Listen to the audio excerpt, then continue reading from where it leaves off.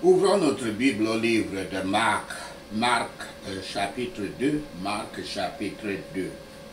Royaume des cieux contre les traditions. Royaume des cieux contre les traditions.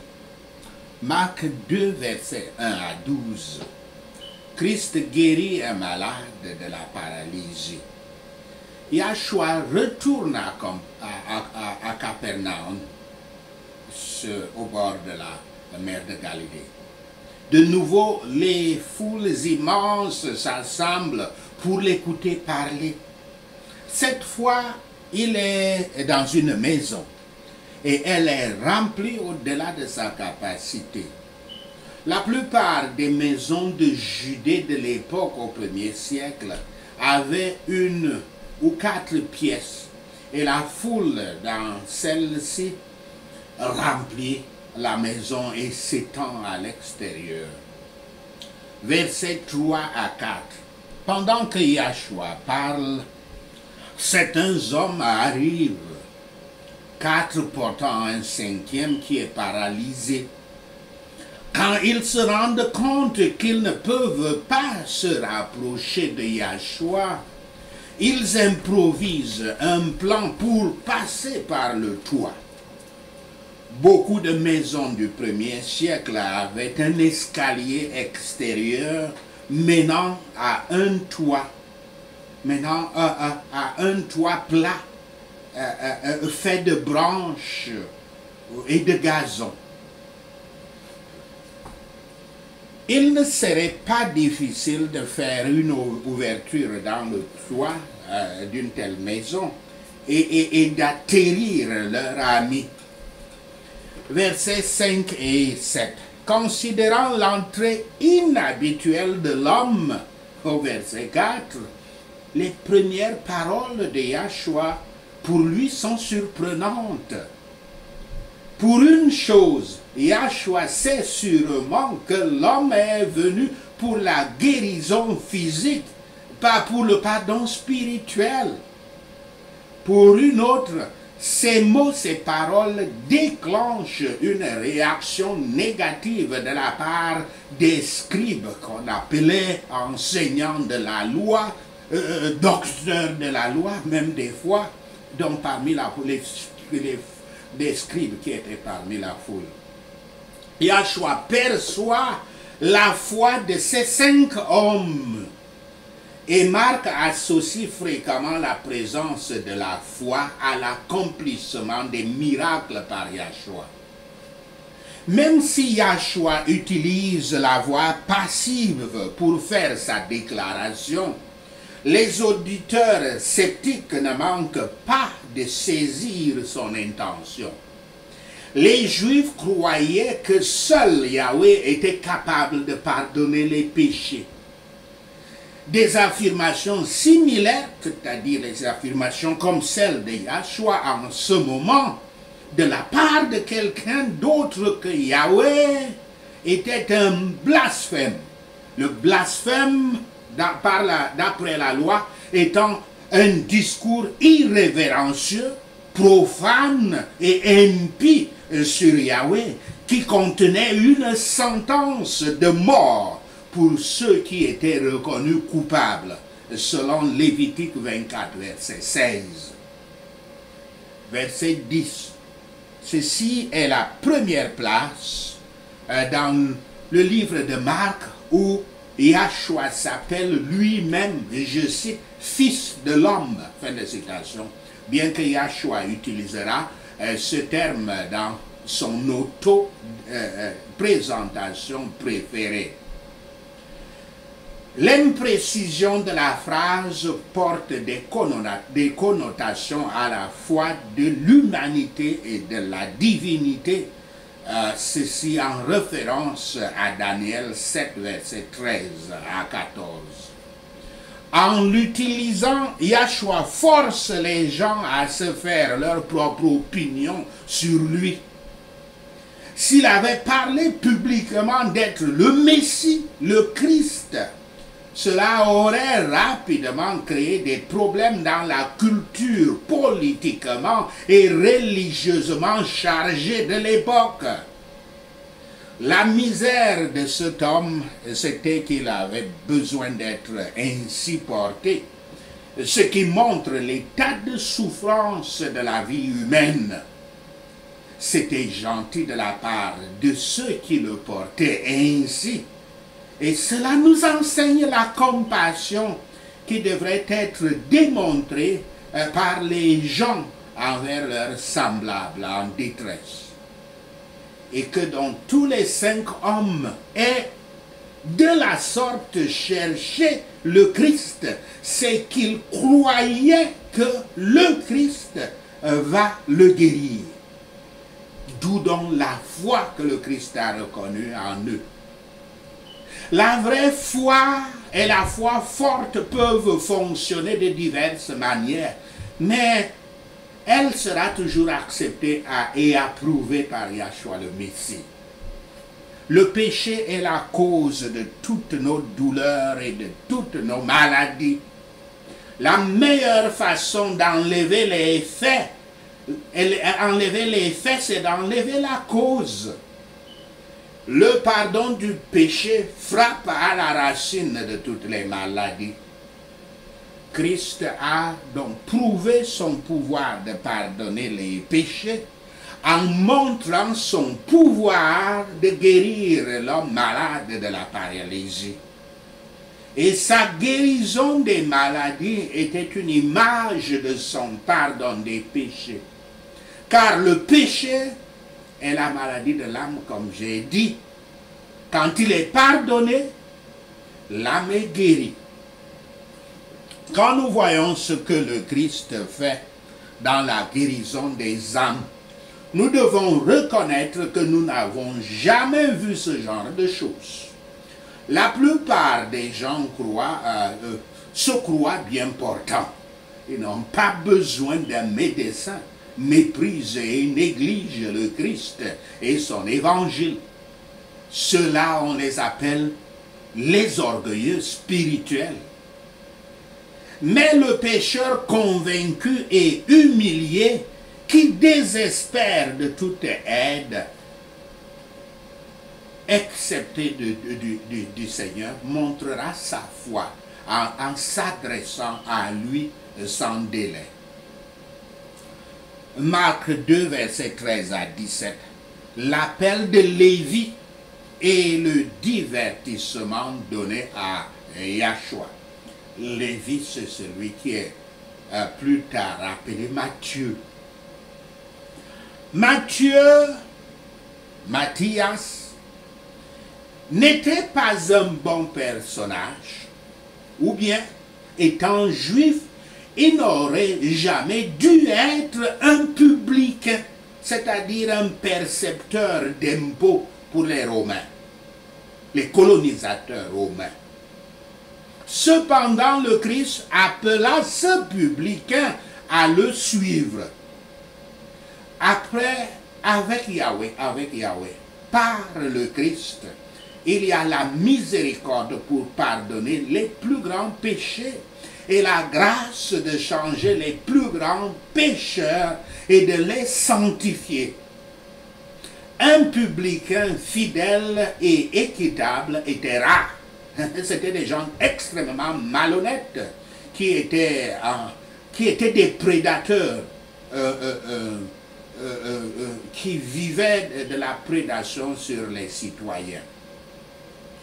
Et parce que les Juifs avaient une haine particulière pour une fonction qui prouvait qu'ils étaient soumis aux Romains, colonisés par les Romains, ils donnaient un mauvais nom à ces percepteurs d'impôts. Mais notre Seigneur bénit ceux tels que ceux-ci, et qui étaient donc lui, c'est-à-dire Matthieu, et ces autres publicains, et les pécheurs qui étaient même venus à cette table du Christ à manger chez Matthieu.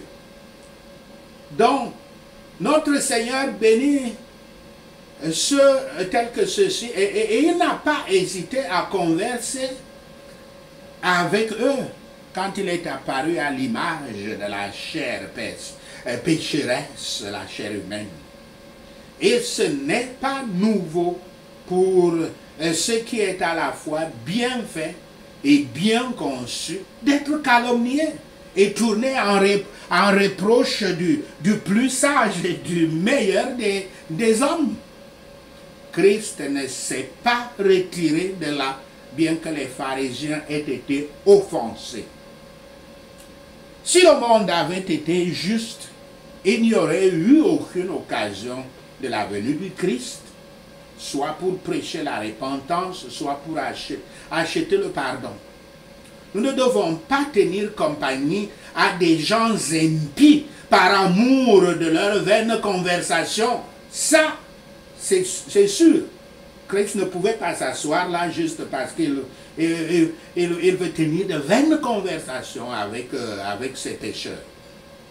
Nous devons plutôt montrer l'amour à leurs âmes, nous rappelant que notre bon médecin, le Christ, avait le pouvoir de guérir en lui-même et n'était pas en danger de prendre la maladie qui guérissait, la porter sur lui comme la croix. Mais ce n'est pas le cas nécessairement avec nous. Je sais de quoi je parle, parce que en essayant de faire du bien aux autres, nous devons prendre garde de ne pas nous faire du mal. Et effectivement, j'avais déjà eu à prier pour la guérison de certaines personnes. Ils guérissent, mais après, moi je tombe malade. C'est exactement ça qui arrive sur le terrain de la délivrance. Marc 2, versets 18 à 22. Pourquoi les disciples du Christ ne gêneraient-ils pas? Versets 21 à 22. Le jeûne des pharisiens n'était pas nécessaire parce qu'il représentait une ancienne façon de faire les choses. Avec l'apparition du royaume de Yahweh sur terre, certaines choses allaient changer. Les traditions du judaïsme scribal, s'il faut l'appeler ainsi, le judaïsme des scribes, ces docteurs de la loi de Moïse, étaient comme un vieux vêtement et comme une vieille ourde de vin, outre de vin. Une outre, vous voyez, c'était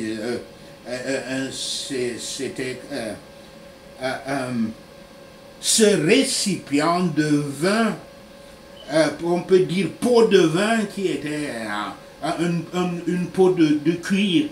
C'était très souvent la panse d'un mouton qui avait été bien travaillé et qui pouvait donc garder les liquides. Avant, les traditions du judaïsme scribal étaient comme dans un vieux vêtement ou une vieille outre de vin. Le vieux n'était pas intrinsèquement mauvais, le vieux n'est pas nécessairement mauvais, mais son temps était passé. Les vieilles manières ne devraient pas fusionner insidieusement avec les nouveaux enseignements de Yahshua. Elles devaient être remplacées par quelque chose de meilleur. Les professeurs rigoureux ont tendance souvent à blâmer tous ceux qui n'adoptent pas leurs propres opinions. Et c'est cela le mal des églises mondaines. Des individus très souvent ne portant aucune notion du Saint-Esprit ont souvent écrit des livres. Et puis il y a certaines églises et des congrégations qui suivent leurs voies qui sont parfois erronées.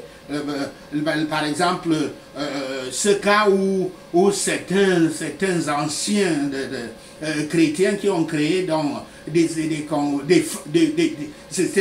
théologiens, des philosophes qui avaient dit que les pouvoirs du Saint-Esprit ont déjà cessé. Personne ne peut démontrer Et ceci, il pousse les gens à commettre le péché impardonnable dont parle notre Seigneur Yahshua le Messie. Donc, elle devait donc, ces vieilles choses devaient être remplacées par quelque chose de meilleur. Christ n'avait pas échappé aux calomnies. Nous devrions être disposés à les supporter aussi, tout en veillant à ne pas les mériter. Mais nous devrions remplir chaque partie de notre devoir dans son bon ordre et saison. Marc 2, versets 23 à 28, le Christ justifie ses disciples d'avoir arraché le maïs le jour du sabbat. Versets 23 à 26. L'Ancien Testament interdit clairement le travail le jour du sabbat, comme nous le voyons dans Exode 20, versets 8 à 11. Mais les scribes avaient si méticuleusement défini le travail entre guillemets, et qu'ils avaient une liste de 39 interdictions différentes.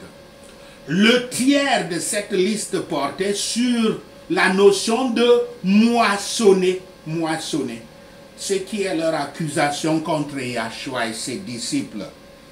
Puisque les disciples de Yahshua ne faisaient que se nourrir, Yahshua a une réponse toute prête pour eux. Il renvoie ses accusateurs à l'histoire de David dans 1 Samuel 21, versets 1 à 6, qui utilisa le pain consacré du tabernacle pour nourrir ses hommes. La loi de Moïse dit justement que ce pain consacré ne peut être mangé que par les prêtres sacrificateurs. Versets 27 à 28, Yahshua souligne que le sabbat a été créé pour rafraîchir les gens, pas pour les asservir avec des restrictions légalistes. Le sabbat est une institution sacrée et divine, un privilège et un avantage, et non pas une tâche ou une corvée. Yahweh ne l'a jamais conçu comme un fardeau pour nous. Donc nous ne devons pas le rendre ainsi pour nous-mêmes, un fardeau. Le sabbat avait été institué pour le bien de l'humanité, comme vivant dans la société, ayant beaucoup de besoins et beaucoup de troubles, se préparant à un état de bonheur ou de misère. L'homme n'a pas été fait pour le sabbat, comme si sa survie pouvait être utile à Yahweh. Et il n'avait pas non plus reçu l'ordre de garder ses observances extérieures pour se faire un véritable mal à lui-même.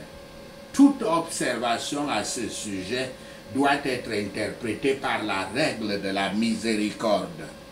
Sachez ceci et le Seigneur Yahweh vous bénira. Prenons ces points de prière. Père Yahweh, là où je prêche ta parole, rassemble des gens en si grand nombre qu'il n'y a plus de place, pas même devant la porte, au nom de Yahshua le Messie. Seigneur Yahshua, vois la foi qui vient, la foi du peuple qui vient à moi pour la délivrance. Pardonne leurs péchés et guéris-les au nom de Yahshua le Messie. Seigneur Yahshua, donne-moi la puissance de connaître dans mon esprit ce que les gens pensent dans leur cœur, afin que je puisse les corriger par la parole, au nom de Yahshua le Messie.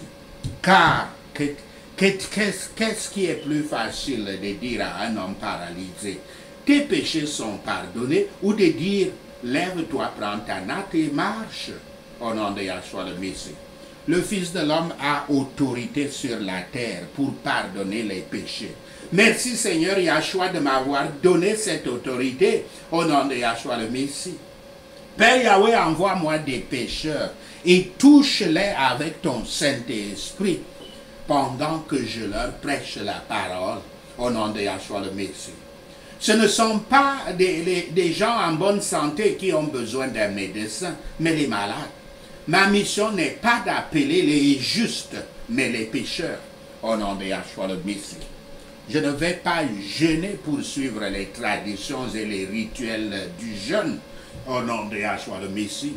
Tant que j'ai le Christ avec moi, je ne jeûnerai pas poursuivre une tradition de jeûne programmé au nom de Yahshua le Messie. Quand le temps viendra où Yahshua m'a été enlevé, je jeûnerai le même jour au nom de Yahshua le Messie. Je ne vais pas mélanger le royaume de Yahweh avec les traditions humaines au nom de Yahshua le Messie. Personne ne coud une pièce de tissu neuf sur un vieux vêtement. Au nom de Yahshua le Messie, je prie. Sinon la pièce neuve se détachera de l'ancienne, aggravant la déchirure. Au nom de Yahshua le Messie. Personne ne verse du vin nouveau dans des vieilles outres. Au nom de Yahshua le Messie. Autrement, le vin fera éclater les pots et le vin et les outres seront détruits. Au nom de Yahshua le Messie. Non, il verse du vin nouveau dans de nouvelles outres. Au nom de Yahshua le Messie, je prie. Je remplirai chaque partie de mon devoir dans le bon ordre et la bonne saison selon la parole. Au nom de Yahshua le Messie. Le sabbat a été fait pour l'homme et non pas l'homme pour le sabbat. Le Fils de l'homme est le Seigneur même du sabbat. Merci Seigneur d'avoir entendu nos prières. Merci Père pour tes réponses à nos prières. Seigneur, nous te rendons gloire, nous te louons, nous t'adorons. Nous bénissons ton saint nom. Au nom de Yahshua le Messie, nous prions. Amen. Hallelujah.